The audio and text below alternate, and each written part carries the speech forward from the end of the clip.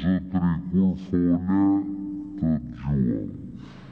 Une jebi urdhër ti se ky ka këtë porosi. Zoti im që ju dash fjalën për procedurë dhe nuk e marrët, uluni ju lutem unë. Zoti Balla keni fjalën. Ju lutem uluni zoti im që sepse ju dash fjalën për procedurë dhe nuk e marrët. Zoti Balla keni fjalën.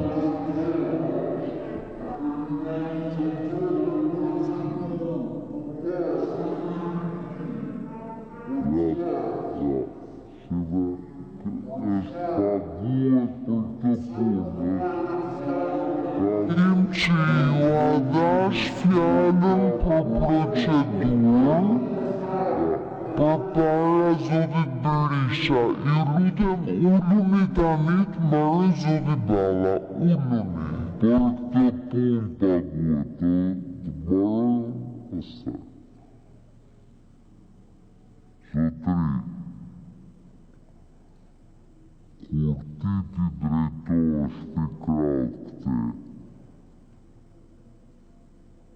duhet ta lash mirë gojen. Gjove, edhe ngrije kokën. Laje mirë gojen, sepse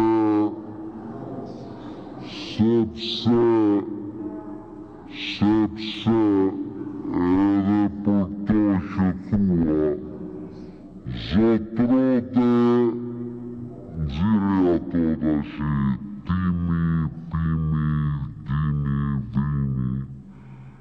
Tani ti je i akuzuar për korrupsion dhe pastrim parash.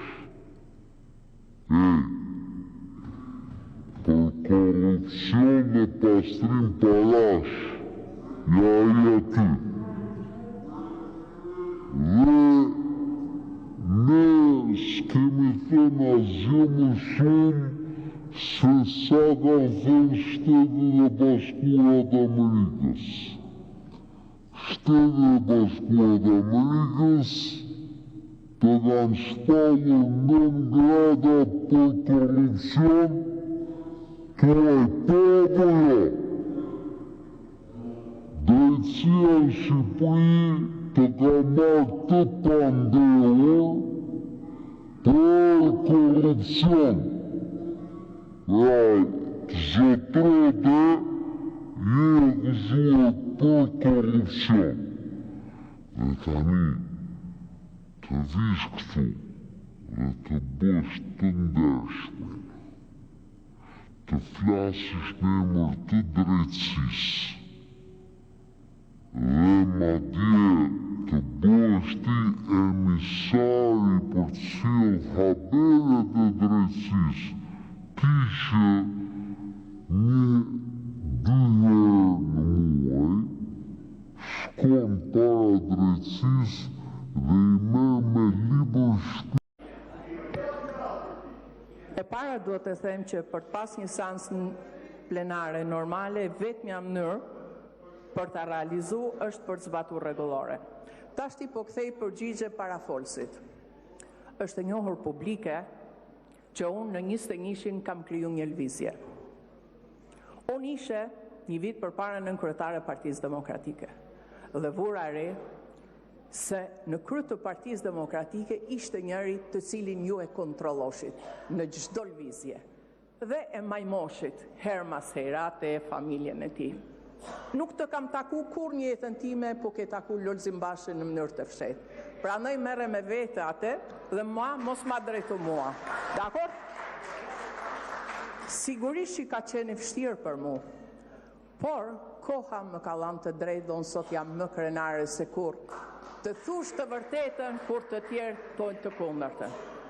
E dyta, për zgjedhjet në Shqipëri ke një raport të OSBE-s që thot shumë gjëra, si është përdor administrata, si është përdor paraja, si janë dhënë bonuse, si janë dhënë, janë bërë, dhe më thanë, toka, tendera, para, pensione e tjerë. Por ka një frazë, që është fraza më rëndë të cilën ju nuk e përmendni asnjëherë. Dhe thotë se në Shqipëri ndodh ajo që nuk ndodh kërkun tjetër. Vija ndarse midis pushtetit dhe partisë nuk ekziston më. Imagjinoni çka keni bë ju dhe shok tuj në diasporë, që nuk ja keni qua zarfin, që e keni shpërnda vetë zarfin, që thatë që do merrni DHL-n, por në fakt ja dha të tjerëve, që shkove vetë zotëria jote në Greqi së bashku me të gjithë kryetarët e bashkive, drejtorëve, administratën, duke I kërcënu me familjen e tyre, me motrat e vëllezërve të tyre që du hiqnin bukën e gojës nëse diaspora nuk do jepte atyre votën.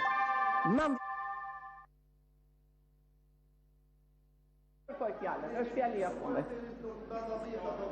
Ta kam thënë edhe një herë, nuk e kam me ju, e kam me të gjithë në fakt.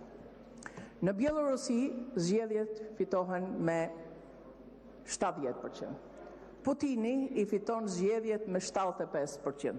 Në Shqipëri, Edi Rama I ka marrë me 90%. Kaq.